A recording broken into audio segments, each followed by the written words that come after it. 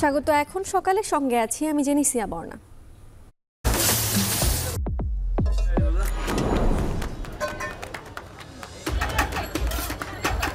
আমার পার্সোনালি হচ্ছে ফাস্টফুডই ভালো লাগে বেশি। মানুষের তো অনেক ধরনের নেশা থাকতে পারে, আমার একটা ফাস্টফুডের প্রতি এটা একটা নেশা। যারা জব করছেন তাদের কিন্তু সম্ভব হচ্ছে না বাসার খাবারটা খাওয়া। হেলথ ইস্যু থাকছেই, বাট আপনি যদি লিমিট অনুযায়ী কনজাম্পশন করেন তাহলে আমি বলবো obviously it's not very harmful. ঘরের খাবার থেকে বাইরের খাবারটা বেশি ভোজন করে থাকি। স্টুডেন্ট চাকরি করে বিভিন্ন প্রকারের লোক এই জায়গায় ঘুরিয়ে একে যদি খারাপ হইতো তাহলে তার খাইতো না। বিকাল 3:30 থেকে শুরু করি, রাত্রে 11টা পর্যন্ত থাকে। 300-350 মানুষের খাবার আমরা রেডি করি। প্রধান কম্পোনেন্ট হচ্ছে দেখেন বার্গার বলেন, পিৎজা বলেন, স্যান্ডউইচ বলেন, সবগুলোতেই কিন্তু মেইন কম্পোনেন্ট কার্বোহাইড্রেট। তাহলে শর্করাটা বাড়ছে, সাথে কি থাকছে ফ্যাট কম্পোনেন্ট বেশি থাকছে, অর্থাৎ চর্বির পরিমাণটা বেশি থাকছে। রোগীদের প্যাটার্ন দেখলাম এখন কিন্তু সেটা চেঞ্জ হয়ে গেছে, এবং এটার জন্য ফাস্ট ফুড বা সুষম খাবার খাচ্ছেন না এই জাতীয় যে ফ্যাক্টরসগুলো, এগুলো কিন্তু এখন একটা অ্যালার্মিং হিসাবেই আসলে যাচ্ছে বলে আমার মনে হয়। আমাদের যে ট্রেডিশনাল ফুডগুলো আছে সেটাই যদি আমরা প্রমোট করতে পারি তাহলে হয়তো আমাদের দেশে এই ফাস্টফুড থেকে কিছুটা মুখ ঘুরিয়ে নিয়ে আসবে। দেশে ফাস্টফুডের জাল ছড়িয়েছে 3 দশক ধরে, যার প্রভাবে পাল্টে গেছে গ্রাম শহরের রসনা ঐতিহ্য। চটজলদি এই খাবারে বেশি ক্ষতিগ্রস্ত হচ্ছে শিশু ও তরুণরা। যদিও ফাস্টফুড ঘিরে কর্মসংস্থান হয়েছে 30 লাখের বেশি মানুষ। ঝটপট এই খাবারের নানা দিক নিয়ে রয়েছে প্রতিবেদন।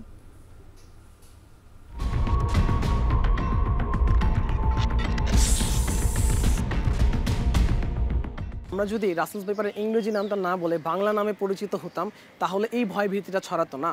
যে কোনো বন্যপ্রাণী ধরা, মারা নিষিদ্ধ, বহন করা, ইভেন বহন করাও দণ্ডনীয় অপরাধ। বিষাক্ত সাপের কথা চিন্তা করে আমরা যেন যেই বিষাক্ত নয় এমন সাপগুলোকে যেন নিধন করে না ফেলি। রাসেল ভাইপার আতঙ্ক গ্রাম ছড়িয়ে পৌঁছেছে শহরে। গুজবে কান দিয়ে নির্বিচারে চলছে সাপ নিধন। এতে কৃষি অর্থনীতিতে নেতিবাচক প্রভাব পড়বে। তাই সাপ ধরা ও মারার বিরুদ্ধে আইন প্রয়োগের তাগিদ বিশেষজ্ঞদের। এ নিয়েও এখন সকালে থাকছে বিস্তারিত। তবে শুরুতেই জানাতে চাই ঝটপট ও চট জলদি খাবারের নানা দিক। চট জলদি বা এই ঝটপট খাবারকে আমরা চিনি ফাস্টফুড নামে, এবং শহরের বাজার কিংবা গ্রামের বাজার সব জায়গায় আড্ডা পাল্টেছে এই খাবারকে ঘিরে। এই ঐতিহ্য পাল্টে যাচ্ছে দিন দিন, এবং যেটি বলা হচ্ছে যে এর কারণে স্থূলতা, ক্ষুধামন্দা এবং কর্মে অবসাদ দেখা দিচ্ছে, আর বাড়ছে অসুখের খরচ। কিন্তু এই ফাস্টফুড ঘিরে কর্মসংস্থান হচ্ছে 30 লাখের বেশি মানুষের। যদিও রেস্তোরাঁগুলোতে খাবারের যে গ্রেডিং সেটি বাস্তবায়ন করার জন্য নানা পদক্ষেপ নেওয়া হচ্ছে। তানজিম শাফিন, কাজী মাহফুজ ও নাসিম শুভর একটি প্রতিবেদন রয়েছে, আমরা দেখব।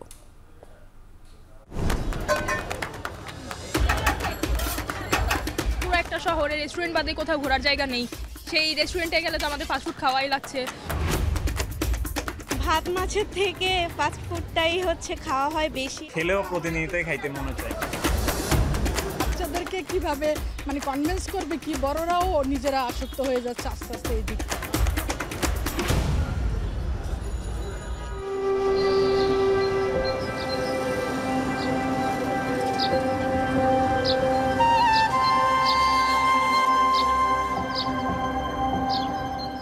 ধানি জমি, গরু বাছুরের চারণভূমি পেরিয়ে চট্টগ্রামের রাউজান উপজেলা।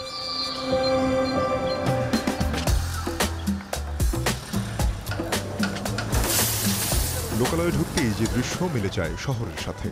গ্রামীণ জনপদে রাস্তার দুপাশে গড়ে ওঠা দোকান রেস্তোরাঁয় বিকেলের আয়োজনে তৈরি বার্গার, স্যান্ডউইচ, পাউরুটির ভেতর মাংসের কিমা দিয়ে চিকেন টোস্ট। সব বয়সী মানুষ এসবের ক্রেতা। এর মাঝে ঘানি ভাঙা সরিষার মুড়ি মাখা, চিড়া, নিমকি, বাতাসা গ্রাম ছাড়া হলো নীরবেই।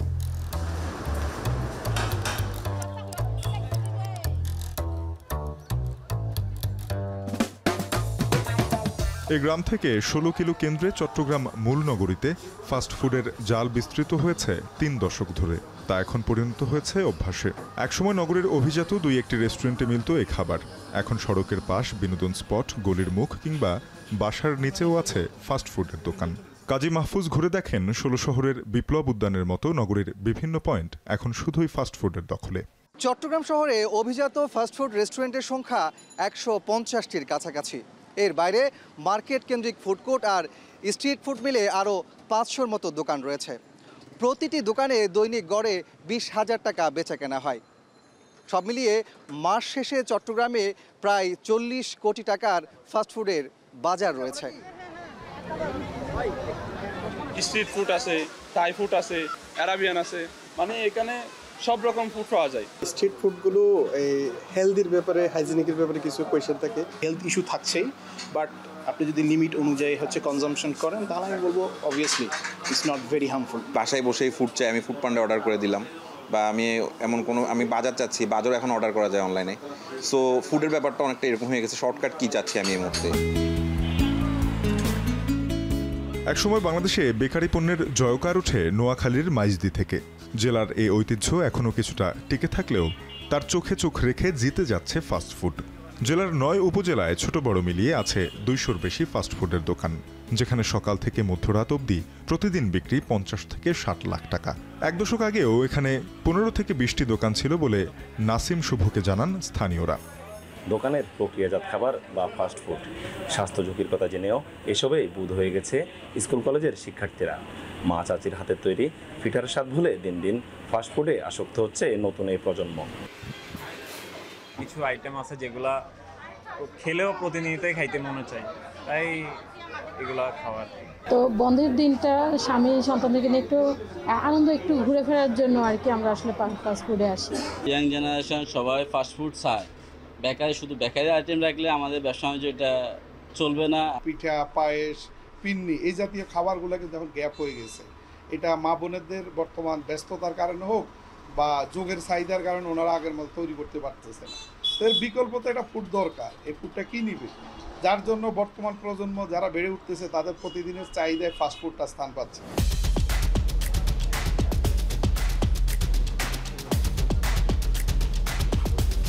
ফাস্টফুডের যে জাদু পুরো দেশকে আচ্ছন্ন করেছে তার বাজিকর ঢাকা। রাজধানী ঢাকায় প্রথম ফাস্টফুড এসেছিল বেকারির কাজ ঘরে। অলিম্পিয়ার হ্যামবার্গার, ফ্রেঞ্চ ও সুইস বেকারির হাত ধরে এসেছিল বার্গার, হটডগ। 4 দশক ধরে সুইস বেকারি সুনামের সঙ্গে ব্যবসা করে আসছে। তাদের কাজ ঘরে যুগের সাথে তাল মিলিয়ে শোভা পাচ্ছে নতুন নতুন ফাস্টফুড। ও হ্যাঁ, আইসক্রিম এনেছিল ক্যান্ডি ফ্লস, আর প্রথম ফ্রেঞ্চ ফ্রাই ভাজা হয় আমেরিকান বার্গারে।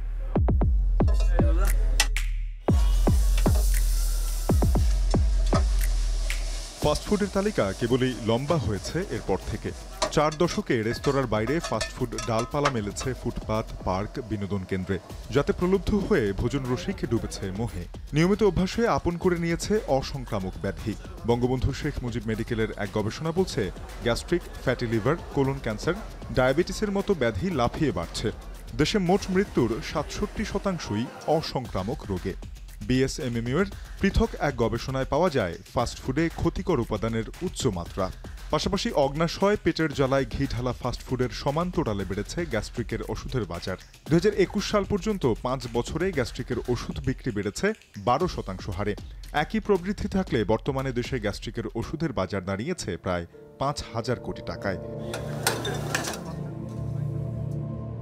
ক্ষুধামন্দা, স্থূলতা, উচ্চ রক্তচাপ, অনিদ্রার মতো শারীরিক সমস্যা নিয়েও রাজধানীবাসী নিয়মিত মুখে তুলছে ফাস্টফুড।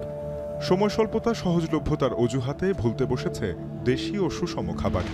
একটু নিজে একটু সেফলি থাকতেছি, কারণ আবার যেন এই গ্যাস্ট্রিনার সমস্যা করে। কারণ কিছুদিন আগে আমি ইন্ডিয়া থেকে ডাক্তার দেখে আসছি। আমি নাস্তা করি ফাস্টফুড দিয়ে, আবার ডিনার টাইমেও আমি দেখা যাচ্ছে যে বাসায় না খেয়ে আমি দেখা যাচ্ছে চাপ অথবা আপনার আদার্স যে ফাস্টফুডগুলো আছে এগুলো খেয়েই বাসায় চলে যেতাম। মানুষের তো অনেক ধরনের নেশা থাকতে পারে, আমার একটা ফাস্টফুডের প্রতি এটা একটা নেশা।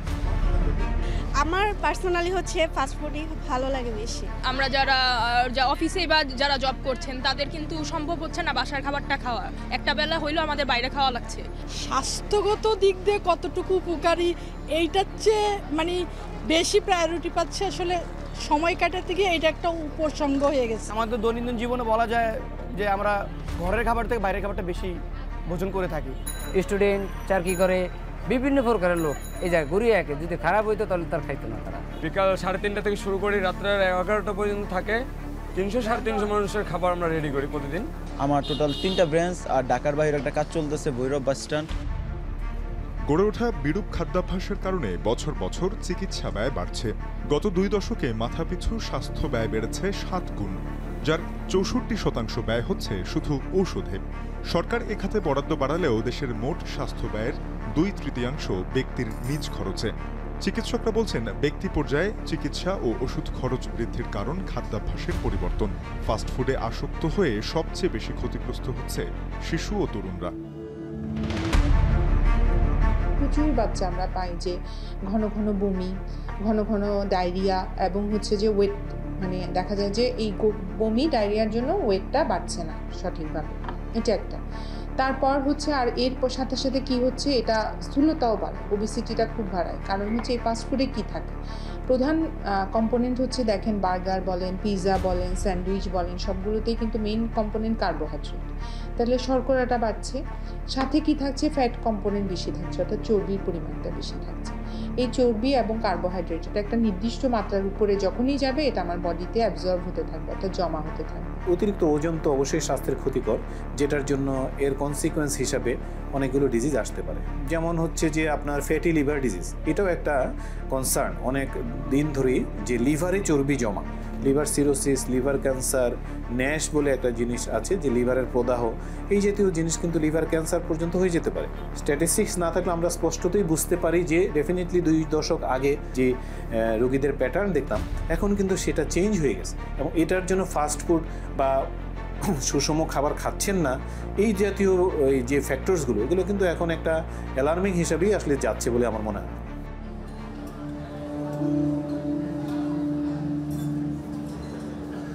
তবে এসব স্বাস্থ্য ঝুঁকি মাথায় নিয়েও ফাস্টফুডকে কেন্দ্র করে যে রেস্টুরেন্ট ব্যবসার প্রসার ঘটেছে তাতে প্রায় 30 লাখ মানুষের রুটি রুজির ব্যবস্থা হয়েছে বলে দাবি বাংলাদেশ রেস্তোরাঁ মালিক সমিতির।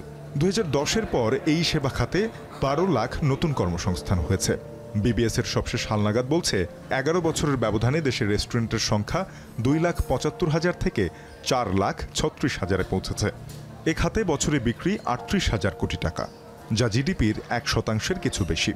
নিরাপদ খাদ্য কর্তৃপক্ষ 2018-19 অর্থবছর থেকে রেস্তোরাঁয় খাবারে গ্রেডিং চালু করলেও তা সীমাবদ্ধ ভালো রেস্তোরাঁর মধ্যেই।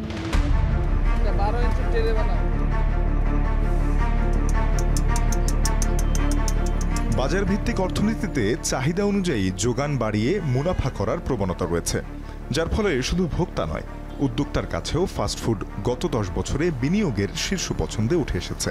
তবে নতুন খাদ্যাভ্যাস, কর্মদক্ষতা, স্বাস্থ্য বা অর্থের উপর যে চাপ তৈরি করছে তা নিয়ন্ত্রণ কার দায়? ভোক্তা, উৎপাদক না রাষ্ট্রের? উৎপাদন প্রক্রিয়া থেকে একদম ভোক্তা গ্রহণ পর্যন্ত বিভিন্ন স্তরে বিভিন্ন অসঙ্গতি আমরা দেখে থাকি। তো সেই লক্ষ্যে তাদেরকে আমরা সচেতন করছি, ক্ষেত্র বিশেষে তাদেরকে আইনের আওতায় আনছি। পুরো দক্ষিণ এশিয়ায় আমরা সবার নিচে, আমাদের মাস্টার শেফ নাই বললেই চলে। এখন সময় আসছে আমাদের যে ট্রেডিশনাল ফুডগুলো আছে সেটাই যদি আমরা প্রমোট করতে পারি, তাহলে হয়তো আমাদের দেশে এই ফাস্টফুড থেকে কিছুটা মুখ ঘুরিয়ে নিয়ে আসবে, সেটা অনেক ফিউশন হতে পারে। গ্রাম থেকে মহানগর আমরা যখন ছুটি বেরিয়েছি ফাস্টফুডের বিস্তার চিহ্নিত করতে, তখন ক্যামেরার সামনেও পেছনে ধরা পড়ে নানান চিত্র। রয়েছে অস্বাস্থ্যকর উপকরণ, আমদানি ব্যয়, লাভ ক্ষতির হিসেব বা তথ্যের অপ্রতুলতা। প্রতিদিনের খাবারে আমরা ব্যাপকভাবে ফাস্ট ফুডে অভ্যস্ত হয়ে উঠলেও বিশ্বব্যাপী এর পরিচিতি এখন জাঙ্ক ফুড হিসেবে, অর্থাৎ যেসব খাবার শরীরের পুষ্টি চাহিদা মেটানোর তুলনায় স্বাস্থ্য ঝুঁকি বাড়াচ্ছে বেশি। আমেরিকা সহ বেশ কয়েকটি দেশে এটি একটি সামাজিক সমস্যা হিসেবে চিহ্নিত হয়েছে। বাংলাদেশে ফাস্টফুড তৈরির উপকরণ যেমন আমদানি নির্ভর, তেমনি অপরিমিত ভোগে অসংক্রামক ব্যাধি তৈরি হয়ে বাড়ছে চিকিৎসা খরচ।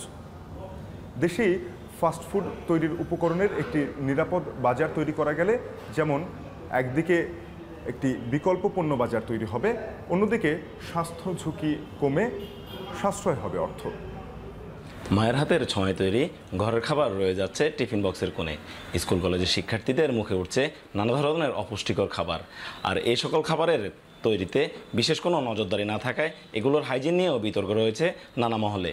একদিকে এই সকল ফাস্টফুড দোকানে কিছু মানুষের কর্মসংস্থান তৈরি হলেও মোটা দাগে প্রজন্ম হারাচ্ছে সুস্বাস্থ্য। তাই ঘরের তৈরি খাবারের প্রতি অভিভাবকদের জোর দেওয়ার কথা বলছেন বিশেষজ্ঞ ও চিকিৎসকরা। ফাস্টফুডের বিস্তৃতি দ্রুত সময়ে ঘটলেও এসব খাবারের মান নিয়ে কিন্তু বেশ প্রশ্ন রয়েছে। ফাস্টফুড নিয়ে কাজ করতে গিয়ে আমরা দেখেছি চট্টগ্রাম শহরের গুটি কয়েক রেস্টুরেন্ট ছাড়া অধিকাংশ খাবারের দোকানে খাবার তৈরির জায়গা এবং পরিবেশনের যে স্থান সেগুলো হচ্ছে বেশ অস্বাস্থ্যকর। আর এই ফাস্টফুডগুলোকে মুখরোচক এবং আকর্ষণীয় করতে সেখানে মেশানো হয় রং আর কেমিক্যাল। এমন অবস্থায় নিরাপদ খাদ্য নিশ্চিত করতে হলে তদারকি প্রতিষ্ঠানগুলোর কার্যক্রম জোরদার করার পাশাপাশি ভোক্তাদেরকে আরও বেশি সচেতন হতে হবে। এবার এক সফলতার গল্প জানবো। দেশে প্রথমবারের মতো ডিজিটাল আখের রসের মেশিন তৈরি করে সাড়া ফেলে দিয়েছেন মইন ইঞ্জিনিয়ারিং ওয়ার্কশপ নামের একটি প্রতিষ্ঠান।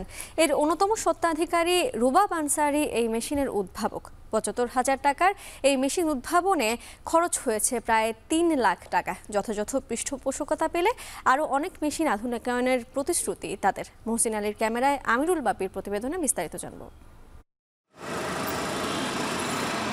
তীব্র গরমে যখন প্রাণ ওষ্ঠাগত, তখন খানিক বৃষ্টির আশায় যেন চাতক পাখির মতো চেয়ে থাকা। কিন্তু সেই আর্তনাদও যখন ব্যর্থ, তখন ক্লান্তি কাটাতে খানিকটা স্বস্তি দেয় পানীয়। এই কোমল পানীয়, ফলের জুস ইত্যাদির মধ্যে পথচারী সহ সবার পছন্দের তালিকায় থাকে আখের রস। আস্ত আখ থেকে রস আলাদা করতে হাতে চালানো মেশিন থেকে কালক্রমে আসে মোটর চালিত মেশিন। কিন্তু ইদানিং ধুলো দূষণ সহ বিভিন্ন কারণে রাস্তার পাশের এসব দোকান থেকে আখের রস খাওয়াতে কিছুটা অনীহা দেখা দিয়েছে। সেই চিন্তা থেকে সৈয়দপুরে তৈরি হয়েছে দেশের প্রথম স্বয়ংক্রিয় রসের মেশিন, যেখানে আখ একবার প্রবেশ করিয়ে হাতের কোনো স্পর্শ ছাড়াই পুরো রস বের হয়ে আসে। তুষারটা যদি আমি একবার দিই, দ্বিতীয়বার দেওয়া লাগে না। হাতের কোনো ঘাম বা ময়লা এই মেশিনে যায় না এবং মেশিনটা সম্পূর্ণ ইনটেক।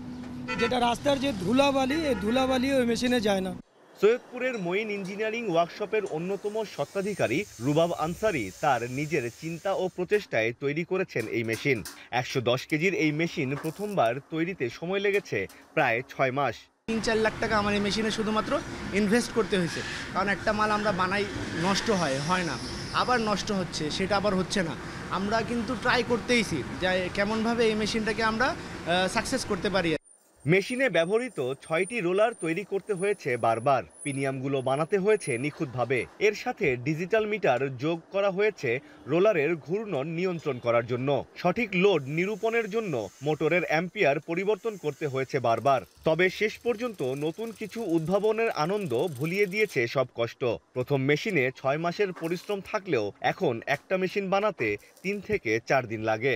খুব চেষ্টা করে আমরা একটা আবার ধরেন পদ্ধতি চেঞ্জ করে তারপর দেখলাম যে হ্যাঁ, এই পদ্ধতিতে আমাদের এখন আপডেট হচ্ছে। মেশিনটা রেডি করে সাকসেস হওয়ার পরে অনেক ভালো লাগছে মনে, যে এত সুন্দর মেশিন আমরা তৈরি করছি এখানে। পরীক্ষামূলকভাবে সৈয়দপুরে একটি মেশিন বাজারজাত করার পর সামাজিক যোগাযোগ মাধ্যমে সে খবর ছড়িয়ে পড়ে সারা দেশে। এখন প্রতি ৪ দিনে একটি করে নতুন মেশিনের অর্ডার পাচ্ছে প্রতিষ্ঠানটি। এক একটি মেশিনের দাম পড়ছে ৬৫ থেকে ৭৫,০০০ টাকা। শুধু আখের রসের মেশিনই নয়, খড় কাটা, ফিড মেশিন সহ বিভিন্ন কৃষি সহায়ক মেশিন আধুনিকায়নের কাজ করছেন রুবাব আনসারি। বেসরকারি বিশ্ববিদ্যালয় থেকে পড়াশোনা করা এই উদ্ভাবক তার পুরো মনোযোগ দিয়েছেন আধুনিকায়নের মাধ্যমে আমদানি নির্ভরতা কমিয়ে দেশের অর্থ সাশ্রয়ে। তবে গবেষণার পথে বাধা হয়ে দাঁড়িয়েছে অর্থের যোগান। আমরা শুধুমাত্র দেখে সেটাকে সুন্দরভাবে রিসার্চ করে সেটা আমরা তৈরি করতেছি নতুনভাবে। এইটাই আমি বলতে চাই যে যদি এই কপিরিয়াটা যদি সরাই দেওয়া যেত তাহলে কিন্তু অনেক ভালো হতো। এবং এটা কিন্তু আমাদের গর্ব ভাইয়া, যে আমরা এটা এখানে তৈরি করতে পারতেছি। একটা মেশিন একবার দেখলেই আমরা তৈরি করে দিতে পারি, যে কোনো মেশিন। রুবাবের মতো উদ্ভাবকদের সহযোগিতার জন্য এগিয়ে আসতে চায় প্রশাসন। কোন পদ্ধতিতে সহযোগিতা করা যায় এ নিয়ে ঊর্ধ্বতন কর্তৃপক্ষের সাথে আলোচনা করে ঠিক করা হবে কর্মপরিকল্পনা। তিনি ব্যক্তিগতভাবেও যদি মেশিনটি বানাচ্ছেন, তো এটি আসলে সারা বাংলাদেশে ছড়িয়ে পড়া দরকার। ইভেন সরকারিভাবে যদি সহায়তার সুযোগ আমাদের কাছে আসে বা আমাদের কাছে যদি তারা আবেদন জানায়, আমরা এটা মন্ত্রণালয়কে জানাতে পারি। নীলফামারীর সৈয়দপুরে ৪ শতাধিক হালকা প্রকৌশল শিল্প কারখানা থাকলেও হাতে গোনা কয়েকটি প্রতিষ্ঠান কাজ করছে মেশিনের আধুনিকায়ন নিয়ে। ঠিকঠাক পৃষ্ঠপোষকতা পেলে সরকারের আমদানি নির্ভরতা অনেকখানি কমিয়ে আনা সম্ভব বলে দাবি করেন তারা। আমিরুল বাপ্পি, এখন সৈয়দপুর। রাসেলস ভাইপারের খোঁজে দল বেঁধে হানা দেওয়া হচ্ছে সাপের বাসস্থানে, ফলে প্রভাব পড়ছে পরিবেশে। বিশ্লেষকরা বলছেন প্রতিটি প্রাণী প্রকৃতিতে গুরুত্বপূর্ণ ভূমিকা রাখে। নির্বাচনে সাপ নিধনে বাস্তুতন্ত্রে ও কৃষি অর্থনীতিতে নেতিবাচক প্রভাব পড়বে। সাপ ধরা, বহন ও মারা হলে জেল জরিমানার যে বিধান রয়েছে তা প্রয়োগের তাগিদ দেন বিশেষজ্ঞরা। সাদা দপ্তরের প্রতিবেদন।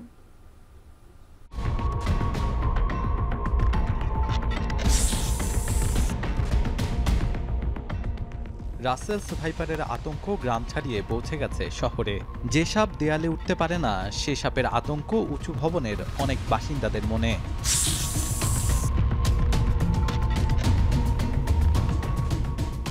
রাসেলস ভাইপার বা চন্দ্রবোরা সাপ সাধারণত নদীর 1 কিলোমিটারের ভেতরে বসবাস করে, তবে গুজব ছড়াচ্ছে এটি চলে এসেছে নগরে।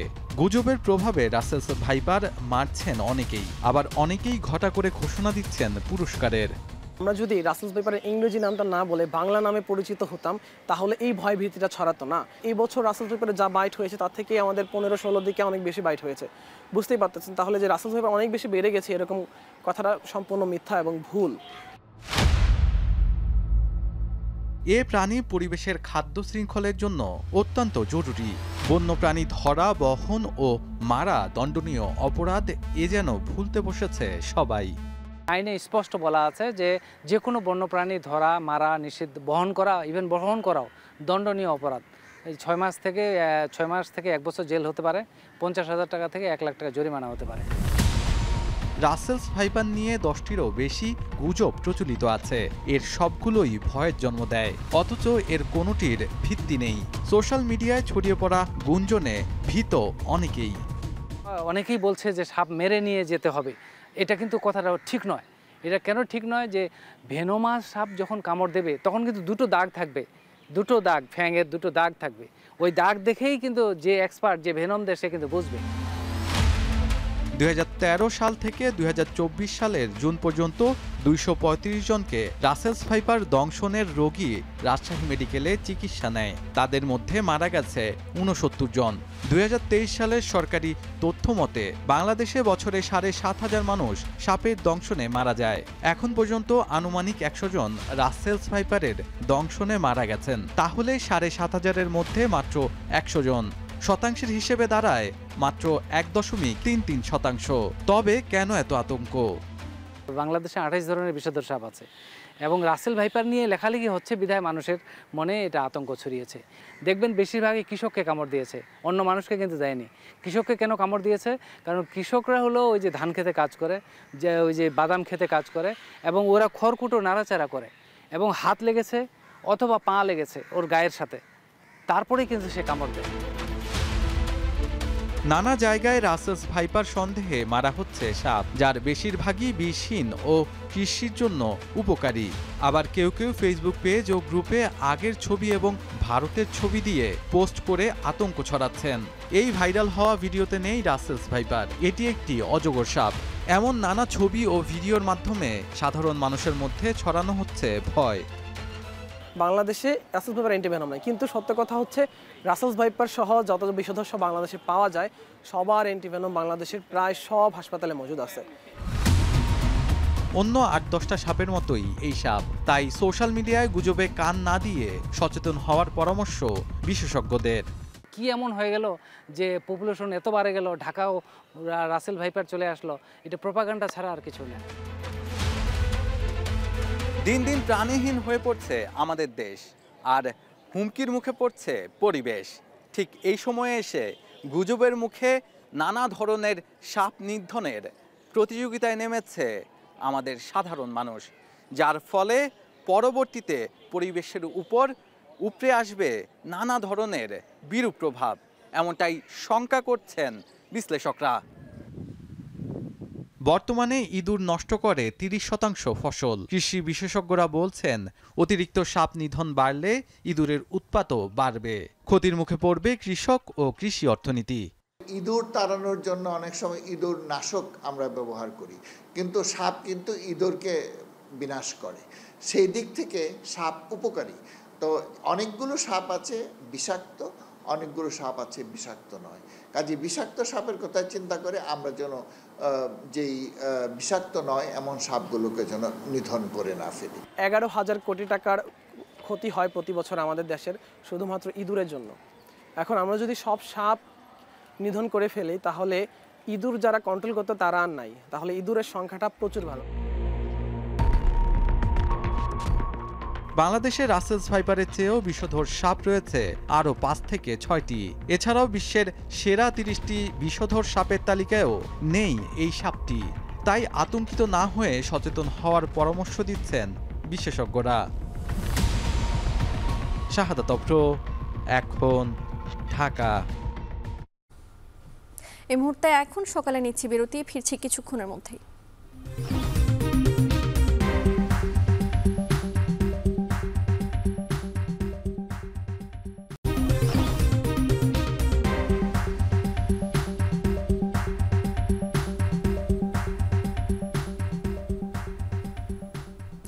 স্বাগত। এখন সকালে আবারও আমরা জানি যে গভীর রাতে গতকাল চট্টগ্রামে রিয়াজউদ্দিন বাজারে অগ্নিকাণ্ডের ঘটনা ঘটেছে এবং সেখানে বেশ কয়েকটি দোকান পুড়ে গেছে। এ নিয়ে বিস্তারিত জানাতে আমাদের সাথে যুক্ত হবেন সহকর্মী হোসাইন জিয়াদ। যাচ্ছি তার কাছে। জিয়াদ, জানতে চাই যে এই অগ্নিকাণ্ডে কি পরিমাণ দোকানের ক্ষয়ক্ষতি হয়েছে?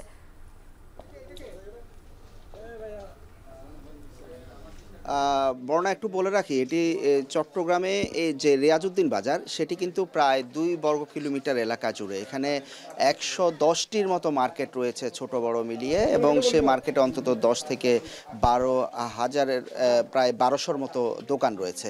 এবং এই জায়গায় মূলত মোহাম্মদিয়া যে মার্কেটটি রয়েছে, এই মার্কেটের খুব পাশাপাশি আরও 2টি মার্কেট, একটি বাহার মার্কেট এবং অন্য আরও একটি মার্কেট, মোট 3টি মার্কেটের একটি আগুনের সূত্রপাত হয়। আমরা এখন যে জায়গাটিতে আছি সেটি মোহাম্মদিয়া মার্কেট, এবং এই মার্কেট এটি মূলত 8তলার একটি মার্কেট, যার দোতলা পর্যন্ত দোকানপাট এবং মোবাইল অ্যাক্সেসরিজের মার্কেট। এটি মোবাইল এবং মোবাইল অ্যাক্সেসরিজ বিক্রি হতো। যেটি দেখতে পাচ্ছেন এটি মূলত একজন মোবাইল আমদানিকারকের দোকান ছিল, এবং এখানকার মার্কেটের যারা কর্তৃপক্ষ আছেন তারা ধারণা করছেন এই ধরনের একটি দোকানে অন্তত 5 থেকে 6 কোটি টাকার মালামাল থাকে। এর পাশাপাশি এরকম মোট 4টি দোকান আসলে একেবারেই পুড়ে গিয়েছে, অর্থাৎ সব মিলিয়ে তারা মনে করছেন যে অন্তত 10 কোটি টাকারও বেশি ক্ষয়ক্ষতি হয়েছে শুধুমাত্র পুড়ে যাওয়ার কারণে। এর পাশাপাশি এই মার্কেটের কিন্তু দোতলার উপরে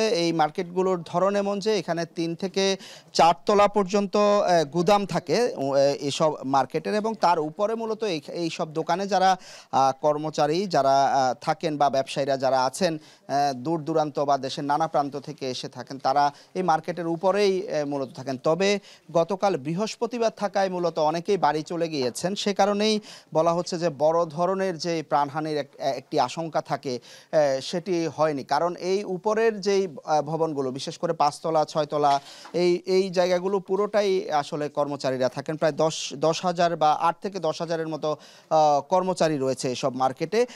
ফলে এই পুরো মার্কেটগুলোর উপরে তারা রাতের বেলা থাকেন। মূলত যেটি হয়েছে যে আগুন লাগার ফলে এটি খুব গিঞ্জি এলাকা, এবং এখানে খুব একটা পানির উৎস নেই। আমি একটু মার্কেট সমিতির যিনি সেক্রেটারি রয়েছেন মোজাম্মেল সাহেব, তিনি কাল রাত থেকেই ছিলেন, একটু জানবো আপনার কাছে যে এই যে এখানে তো আমরা দেখলাম যে দোকানগুলো বা মার্কেটগুলোর পানির প্রাপ্যতা নেই খুব একটা, এবং ধোঁয়ার কুণ্ডলীর কারণেই মূলত যারা উপরে ছিলেন তারা বের হতে পারেননি, মারা গিয়েছেন। বাকি যারা ছিলেন তারা কিভাবে বের হয়েছেন?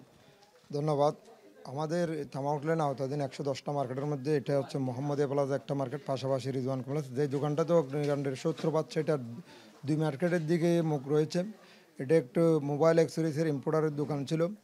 মূলত রাত 1টার দিকে এখানে আমরা আগুনের সূত্রপাতের খবর পাই, সাথে সাথে আমরা ফায়ার সার্ভিসকে কল করি। কল করার পর 2টার মধ্যে ফায়ার সার্ভিস এসে আগুন নিয়ন্ত্রণ আনার চেষ্টা করে।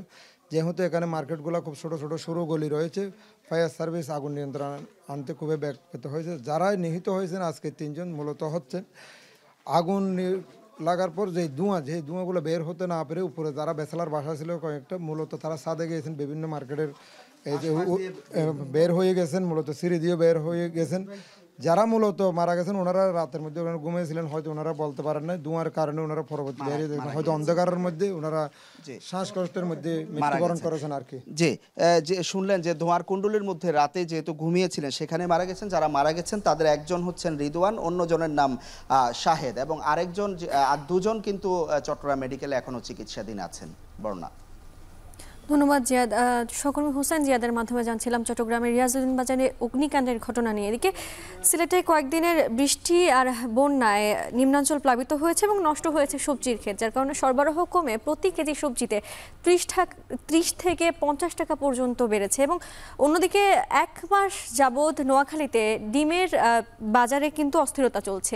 এ নিয়ে বিস্তারিত জানাতে সিলেটের সুবহানীঘাট পাইকারি বাজার থেকে যুক্ত হচ্ছেন সহকর্মী রাকিবুল রাফি এবং নোয়াখালী থেকে যুক্ত হচ্ছেন সহকর্মী নাসিম শুভ। প্রথমেই যেতে চাই রাকিবুল রাফির কাছে। রাফি, জানতে চাই যে বন্যা পরিস্থিতির এখন কি অবস্থা এবং সেই সাথে জানতে চাই যে সবজির ক্ষেতের কি পরিমাণ ক্ষয়ক্ষতি হয়েছে।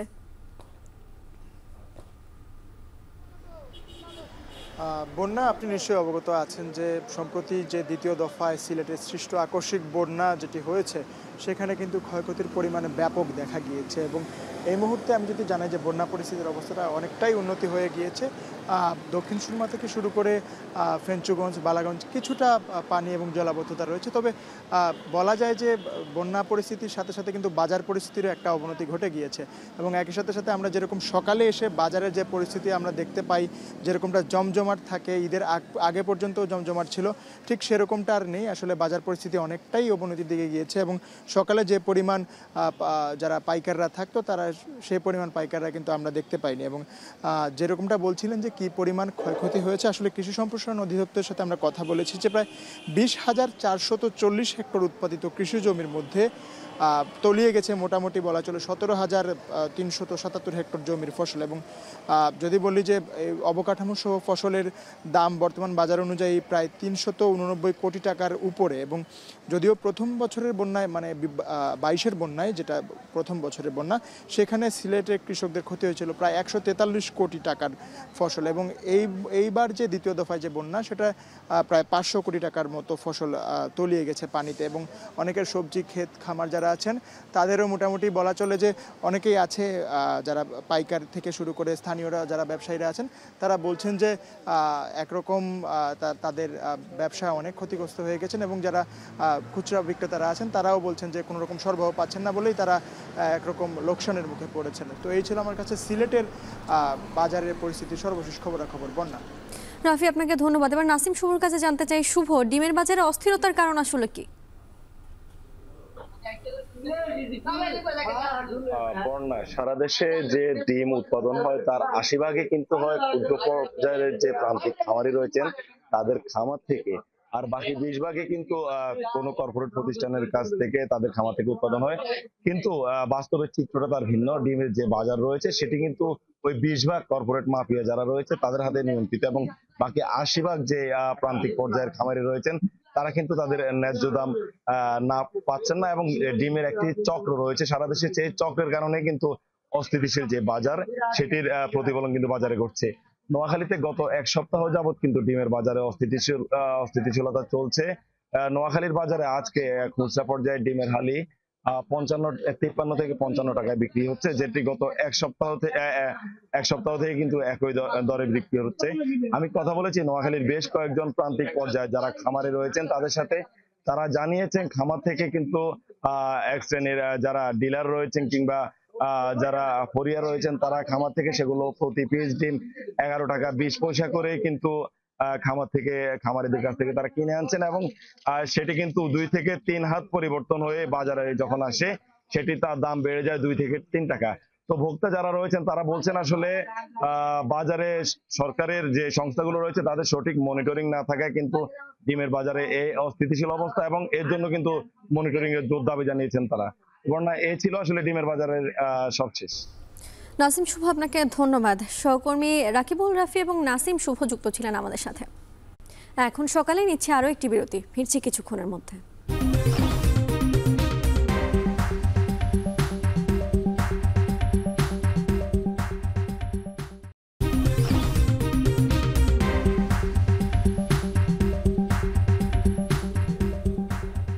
বিরতির পরে আবারও ফিরে এলাম এখন সকালে।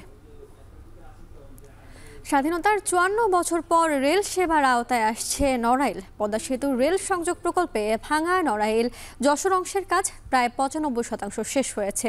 করা হয়েছে ১২০ কিলোমিটার গতিতে পরীক্ষামূলক রেল চলাচল। এই রুটে রেল চলাচল শুরু হলে আমূল পরিবর্তন আসবে ব্যবসা বাণিজ্যে। নড়াইল থেকে ইমরান হোসেনের তথ্য ছবিতে বিস্তারিত।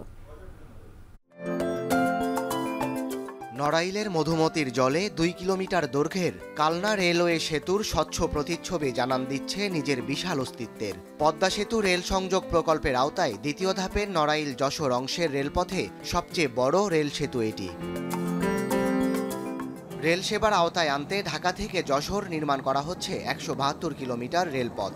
এর মধ্যে ঢাকা থেকে ভাঙ্গা পর্যন্ত ৭৮ কিলোমিটার রেল লাইনের কাজ শেষ হওয়ায় গত বছর এই অংশের উদ্বোধন করেন সরকার প্রধান। আর ভাঙ্গা থেকে নড়াইল হয়ে যশোর পর্যন্ত ৮৮ কিলোমিটার রেলপথ নির্মাণের মূল কাজও শেষ হয়েছে প্রায় ২ মাস আগেই। এখন চলছে প্ল্যাটফর্ম, বিশ্রামাগার রং করা সহ শেষ মুহূর্তের কাজ। ইতোমধ্যেই এই রুটে পরীক্ষামূলকভাবে ১২০ কিলোমিটার গতিতে ট্রেন চালানো হয়েছে বেশ কয়েকবার। রেল সেবার আওতায় আসায় নড়াইলবাসীর দীর্ঘদিনের স্বপ্ন বাস্তবায়ন হচ্ছে। স্থানীয়রা বলছেন, এই প্রকল্পের মাধ্যমে স্বাধীনতার ৫৪ বছর পর রেল যোগাযোগের আওতায় আসছে জেলাটি। আমি খুব উচ্ছ্বসিত, আমি খুব আবেগে আপ্লুত যে নড়াইলে রেল সংযোগ চালু হয়েছে। যে সম্ভাবনার দুয়ারে এগিয়ে যাচ্ছি, তার জন্য সত্যি এই অঞ্চলের মানুষ অধীর অপেক্ষায় আছে। যে পণ্যটা আমার ঢাকায় নিতে, একটা পিকআপে নিতে খরচ হয় ১০,০০০ টাকা, আমি এইখান থেকে ট্রেনে নিলে আমার খরচ আসবে ১৫০০ টাকা। রেলপথটি চালু হলে সবথেকে বেশি উপকার পাবেন ব্যবসায়ীরা। ঢাকা, বেনাপোল সহ দেশের বিভিন্ন প্রান্ত থেকে অল্প খরচে এক প্রান্ত থেকে অন্য প্রান্তে সহজেই পণ্য পরিবহন করতে পারবেন ব্যবসায়ীরা। এই রেল লাইন চালু হয়ে গেলে নড়াইলের সাথে সরাসরি একদিকে বেনাপোল হয়ে কলকাতা, একে থেকে ঢাকা থেকে কক্সবাজার, এই যে রুল লাইন, এটা নড়াইলের মানুষের ভাগ্যের যে চাকা সম্পূর্ণ ঘুরে যাবে। এবং বিশেষ করে এই রেল সেতু চালু হওয়ার কারণে আমার নড়াইল জেলার যেসব ব্যবসায়ী ভাইয়েরা আছে, তারা অত্যন্ত আনন্দিত যে তারা এখন অল্প খরচে ঢাকার সাথে, রাজধানীর সাথে যোগাযোগ থাকবে। দ্বিতীয় ধাপের প্রকল্পের মেয়াদ শেষ হবে চলতি মাসের ৩০ জুন। সংশ্লিষ্টরা বলছেন, কাজ শেষে দ্রুতই এই রুটে চালু হবে বাণিজ্যিকভাবে রেল চলাচল। আমাদের নড়াইলের যারা কৃষকরা আছেন, উৎপাদনকারী আছেন, তারা তাদের উৎপাদিত পণ্য খুব সহজে ট্রেনের মাধ্যমে অল্প খরচে, অল্প সময়ে ঢাকা সহ দেশের অন্যান্য এলাকায় পৌঁছাতে পারবেন। দেশের বৃহৎ স্থলবন্দর বেনাপোল, বাণিজ্যিক শহর নওপাড়া ও শিল্পাঞ্চল খুলনা সহ দেশের দক্ষিণ পশ্চিমাঞ্চলের মানুষের যোগাযোগে, এমনকি ভারতের পশ্চিম বাংলায় যাতায়াতে খুবই গুরুত্বপূর্ণ পথ হবে এই রেল লাইন। এখন নড়াইল। বর্ষার শুরুতেই জামালপুরের যমুনা, পুরাতন ব্রহ্মপুত্র, দশানী, জেঞ্জিরাম ও আলাই নদীতে ভাঙন শুরু হয়েছে এবং নদী গর্ভে বিলীন হচ্ছে বসতবাড়ি, ফসলি জমি ও বিভিন্ন প্রতিষ্ঠান। এ নিয়ে বিস্তারিত জানাতে ব্রহ্মপুত্রের পাড় থেকে আমাদের সাথে যুক্ত হচ্ছেন সহকর্মী জুয়েল রানা। যাচ্ছি তার কাছে। জুয়েল, জানতে চাই এই ভাঙন ঠেকাতে কোনো ধরনের পদক্ষেপ নেওয়া হচ্ছে কিনা এবং কি পরিমাণ এলাকা আসলে এই ভাঙনের কবলে পড়েছে?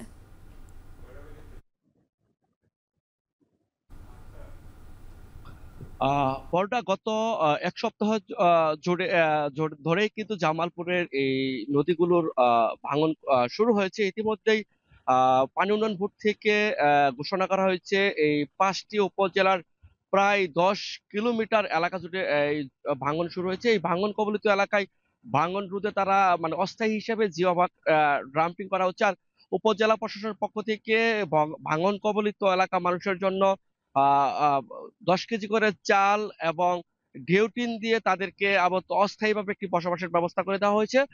আর বলা হচ্ছে যে তারা মানে স্থায়ী বাঁধ নির্মাণের জন্য ইতিমধ্যেই পানি উন্নয়ন বোর্ড ঊর্ধ্বতন কর্তৃপক্ষের কাছে বিভিন্ন ধরনের প্রস্তাবনা এবং প্রকল্প সহকারে পাঠিয়েছে। সেই প্রকল্পগুলো পাশ হলে তারা স্থায়ীভাবে বাঁধ নির্মাণের কার্যক্রম শুরু করবে। ইতিমধ্যেই জামালপুরে প্রায় ১০ কিলোমিটার এলাকা জুড়ে কিন্তু যমুনা, ব্রহ্মপুত্র, দশানী, জিঞ্জিরা, আলাই নদী রয়েছে। সেই নদীগুলোতে ভাঙন শুরু হয়েছে। এই ভাঙন রোধে তারা কিন্তু ওই নদী তীরবর্তী মানুষ রয়েছে, তারা কিন্তু একটা দিশেহারা জীবনযাপন করছে।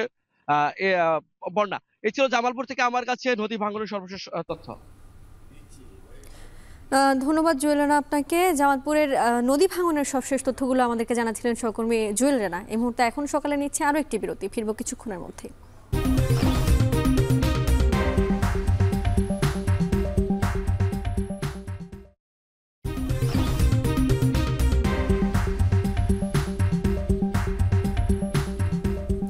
বিরতির পর আবারও স্বাগত এখন সকালে। কাতারের মোবাইল মার্কেটগুলোতে এগিয়ে যাচ্ছেন প্রবাসী বাংলাদেশিরা। রাজধানী দোহা সহ সব শহরেই ঈর্ষণীয় সাফল্য দেখাচ্ছেন বাংলাদেশি মোবাইলের দোকান ব্যবসায়ীরা। কাতার থেকে আনোয়ার হোসেন মামুনের তথ্য ছবিতে বিস্তারিত। কাতারে দিন দিন জনপ্রিয় হয়ে উঠেছে মোবাইল ব্যবসা। সেখানকার মার্কেটগুলোতে জায়গা করে নিয়েছেন প্রবাসী বাংলাদেশি ব্যবসায়ীরা। তাই দেশটির বিভিন্ন শহরে বেড়েছে বাংলাদেশি মালিকানাধীন মোবাইলের দোকান, যেখানে কাজের সুযোগ পাচ্ছেন অনেক প্রবাসী বাংলাদেশি। মোবাইল বিজনেসটা সম্পূর্ণ অনেক ভালো প্রফিটের বিজনেস, আর এখান থেকে অনেক ভালো লাভজনক রেমিটেন্স আমাদের বাংলাদেশে সেন্ড করতে পারি আমরা। এখানে কাতারি কাস্টমার বেশি হয়, আর আমি যে মালিকের আন্ডারে আছে উনি বাঙালি, উনি মোটামুটি ভালো স্যালারি দেয়, সবাইকে অনেক সুযোগ সুবিধা দেয়। রাজধানী দোহা সহ বিভিন্ন শহরে ছড়িয়ে ছিটিয়ে থাকা এসব মোবাইলের দোকানগুলোতে বেশিরভাগ ক্রেতাই সেখানকার স্থানীয় লোকজন। এছাড়া বাংলাদেশিরা দেশে ফেরার সময় সেসব দোকান থেকে কেনাকাটা করেন বলে জানান দোকানিরা। তাই বেচাকেনাও হচ্ছে বেশ। একজন বাংলাদেশি প্রতিষ্ঠানের অধীনে আমরা কাজ করছি। এখানে প্রায় 20-25 জন আমরা কর্মরত আছি। সো এখানে অনেক সব ধরনের অধিকাংশ মোস্ট অফ দ্য আসে আপনার কাতারি কোম্পানি আমাদেরকে মাস শেষে ভালো একটা বেতন দিচ্ছে। কাতারের মোবাইল ব্যবসা একসময় ভারতীয় ও মিশরীয় ব্যবসায়ীদের নিয়ন্ত্রণে ছিল, তবে সময়ের সঙ্গে তা পরিবর্তন হয়ে ব্যবসায় এখন পুরোপুরি আধিপত্য রয়েছে বাংলাদেশি ব্যবসায়ীদের। এখানে একসময় আপনার ইন্ডিয়ান এবং মিশরীয়দের দোকান ছিল, তবে বর্তমানে আমাদের বাংলাদেশিদের দোকান সবগুলো। আমাদের বাংলাদেশে এখন মোবাইল বিজনেসে অনেক এগিয়ে যাচ্ছে। সামনের দিনগুলোতে কাতারের মোবাইল ব্যবসার পরিসর আরও বাড়বে বলে প্রত্যাশা ব্যবসায়ীদের। বাড়বে কর্মসংস্থানের সুযোগও, এতে গতি পাবে দেশের রেমিটেন্স। জাহানারা ভুঁইয়া, এখন। এই ছিল এখন সকালে। যাবার আগে জানাতে চাই, এখন টেলিভিশন ওয়েবসাইটে দেখতে হলে ভিজিট করুন www.ekon.tv। ফেসবুকে দেখতে হলে ভিজিট করুন facebook.com/tv.ekon। আর ইউটিউবে দেখতে হলে ভিজিট করুন youtube.com/c/ekontv।